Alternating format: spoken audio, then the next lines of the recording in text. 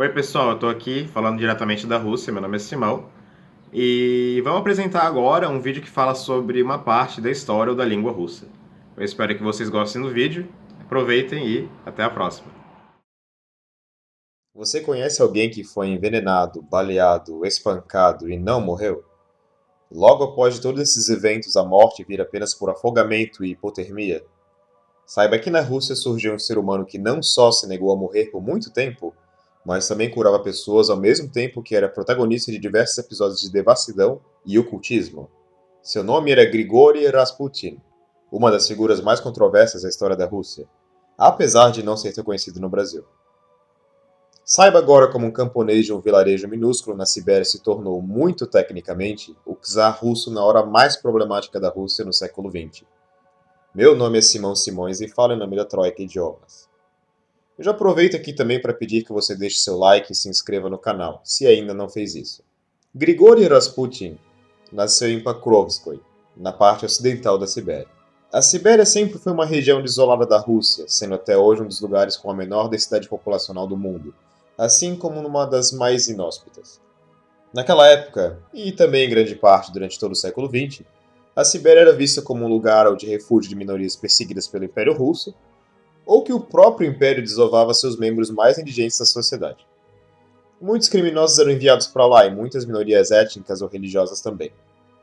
Por ser um lugar com um estilo de vida duro, a espiritualidade de seus habitantes era mais aflorada e se misturava com antigas religiões místicas dos povos originários da região, onde espíritos e demônios coexistiam com a população local. Foi neste ambiente que nasceu Rasputin. Rasputin nasceu em uma família de camponeses em 21 de janeiro de 1869. Seu pai era camponês e fazia serviços de entregas postais, enquanto sua mãe, assim como a maioria das mulheres da época, trabalhava no campo e cuidava da casa. Ele foi o sétimo filho do casal, porém o primeiro a sobreviver, já que todos seus irmãos morreram no parto. Desde pequeno, coisas estranhas aconteciam com o pequeno Rasputin. Ele era capaz de revelar segredos e prever coisas relacionadas aos vizinhos da família, e também possuía poderes de cura, tendo curado animais ou outras crianças. Em um lugar tão remoto e pequeno, era natural que a reputação de Rasputin começasse a aumentar, para o bem ou para o mal. Uma parte do povo dizia que ele era a vinda de Cristo na Terra, e a segunda vinda de Salvador. Outros preferiam dizer que ele estava cheio de demônios dentro de si e que poderia ser o próprio Anticristo. Ao decorrer de sua vida até os seus 20 e poucos, Grigori possuía um estilo de vida nada santo. Ele era famoso por beber até cair, xingar, andar com prostitutas e fazer pequenos furtos. Aos 28 ele se casou e teve 4 filhos. Mesmo assim, isso não foi suficiente para fazer ele se acalmar e se estabilizar, onde ainda possuía a fama de ser um alcoólatra violento e adúltero. Um dia ele roubou um cavalo e, ao ser pego em flagrante, correu para um monastério local onde pediu santuário. Os monges aceitaram seu pedido e assim ele ficou durante um bom tempo lá, o que foi suficiente para eles convencerem Rasputin de abandonar seus vícios carnais e nefastos e se voltar à palavra de Deus. Logo, ele abandonou sua família e fazia peregrinações e caminhadas de longas distâncias, evangelizando nas vilas locais e também fazendo meditações da natureza. Mas como tudo na história da Rússia tem que ser extremo, ele também levava ao extremismo suas peregrinações. Sabe-se que, nos 3 anos fazendo isso, Rasputin foi de sua região na Sibéria a pé até a Grécia, o que contabiliza cerca de 4.000 quilômetros. E não pense que ele preparou um kit mochilão para fazer sua viagem. Sabendo que no inverno a temperatura média na Sibéria é menos 20 graus, no fim do século XIX isso era um feito e tanto. Foi uma dessas peregrinações, porém, que ele se deparou com uma seita do cristianismo ortodoxo na época, os Hulitsi.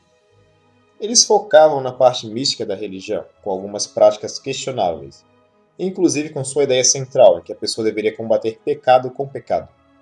Assim, era muito comum para essa irmandade realizar seus cultos através da dança até chegar ao frenesi generalizado.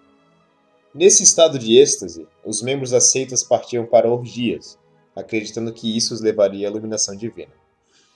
Rasputin também começou a não tomar banho e a usar amarras de ferros nos braços e pernas para aumentar a dor durante caminhadas, acreditando que isso limparia de seus pecados. Ele voltou para sua cidade natal e também a morar com sua mulher, onde separou um cômodo na sua casa para seus irmãos de seita, para que eles pudessem realizar seus rituais. Ao retornar, as pessoas ficaram alarmadas com o monge, já que seus olhos possuíam um olhar penetrante e assustador, e seu cheiro se assemelhava a enxofre. Rasputin também começou a falar que suas visões de Deus eram cada vez mais frequentes.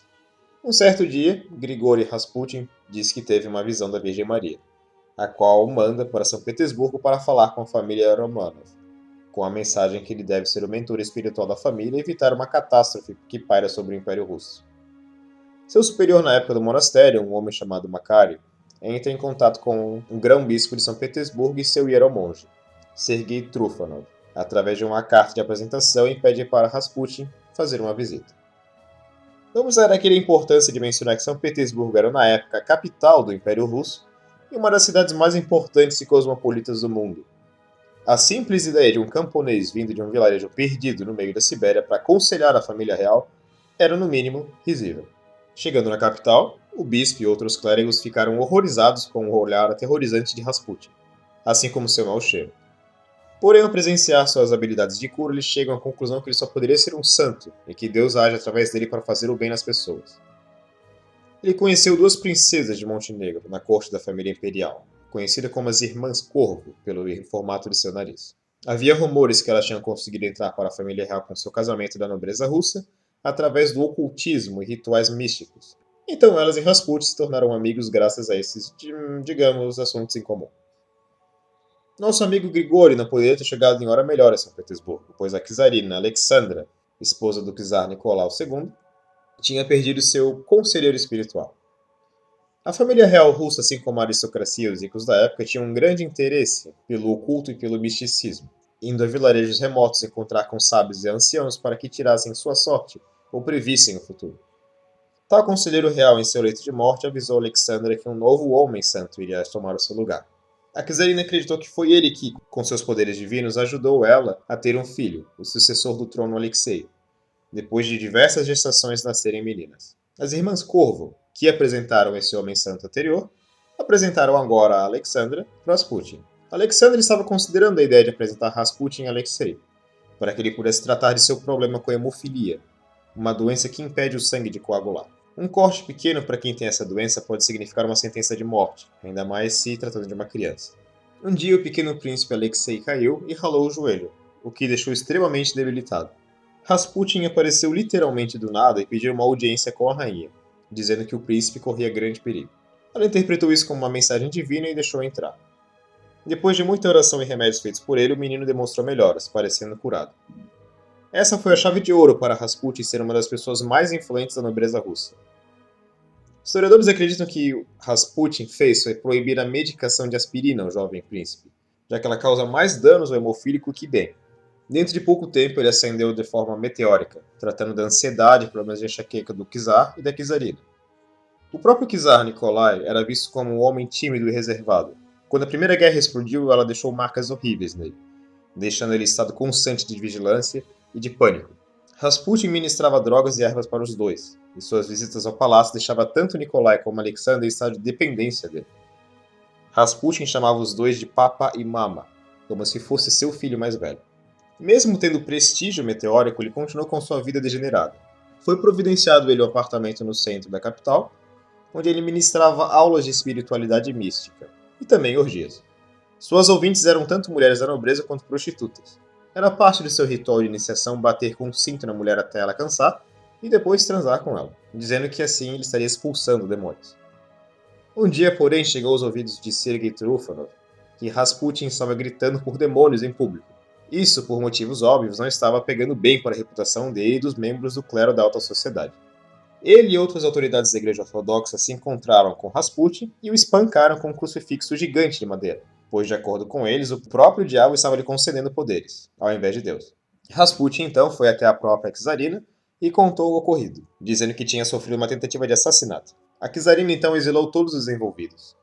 Trufanov conseguiu fugir para a Finlândia, na época província do Império vestido de mulher. Rasputin decidiu que iria voltar às origens, na Sibéria, pois estava cansado da vida na cidade. Trufanov planejou matar Rasputin. Ele contratou uma prostituta para fazer esse serviço, uma mulher que sofreu grandes mutilações e sofrimento na mão de um de seus clientes, deixando ela desfigurada, sem nariz. Ele contou a ela que Rasputin fazia com as prostitutas e mulheres que conhecia, o que deixou ainda com mais raiva e motivação para cometer o assassinato. Um dia, Grigori foi ao correio e encontrou com ela, que estava espionando já do lado de fora de casa. Ele achou que ela estaria precisando de evangelização e se aproximou, se oferecendo para ensiná-la a rezar. Quando ele chegou perto, ela puxou uma faca em fio tão fundo que seus intestinos saíram. Coincidentemente, no mesmo dia, Franz Ferdinand, arquiduque do Império Austríaco, tinha sido assassinado em Sarajevo, dando início à Primeira Guerra. Rasputin deixou avisado diretamente do hospital para que Nikolai não entrasse na guerra. Acontecerá uma grande catástrofe de proporções descomunais. Será o fim da Rússia. Apesar disso, o czar colocou a Rússia na guerra e foi para o fronte com soldados. Rasputin voltou à capital e se tornou o braço direito da czarina, onde de forma efetiva se tornou o novo czar, já que apontava ministros e os demitia à revelia. Por ser um camponês e um homem místico, ele não entendia nada de política, e cada escolha que fazia foi pior que a outra.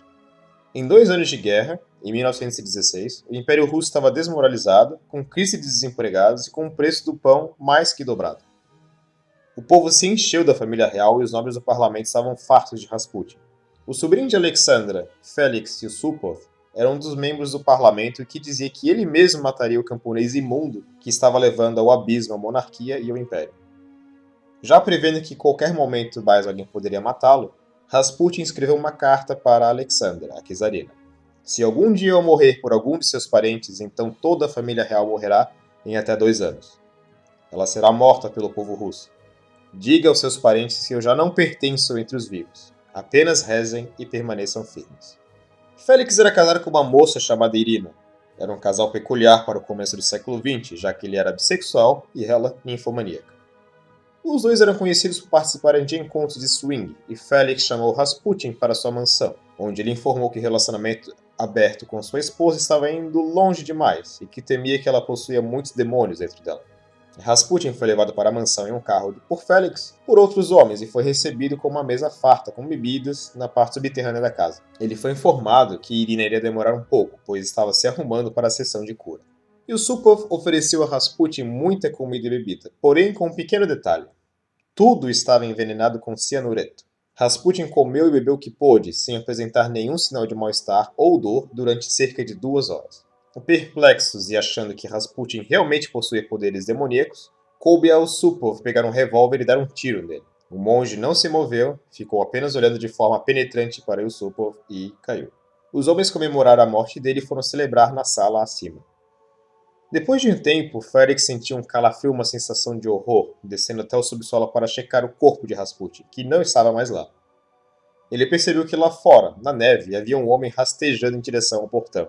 Yusupov deu um tiro na cabeça do homem, o próprio Rasputin, e outros 5 homens o alvejaram com suas armas também. Eles colocaram o corpo em um carro e desovaram o cadáver no canal Malaya na África. Alguns dias depois, o corpo de Rasputin foi encontrado com as mãos para cima, como se estivesse pressionando o gelo do canal para sair. Havia água em seus pulmões, e temendo que Rasputin pudesse voltar à vida como um morto-vivo, resolveram queimar seu corpo, com exceção de uma parte dele que está em exposição até hoje em um museu em São Petersburgo. Como previsto pelo monge, a família real inteira foi morta pouco tempo depois, assassinada pelos bolcheviques, que haviam tomado o poder em 1917 e assim mudando a história da Rússia e quem sabe do mundo para sempre.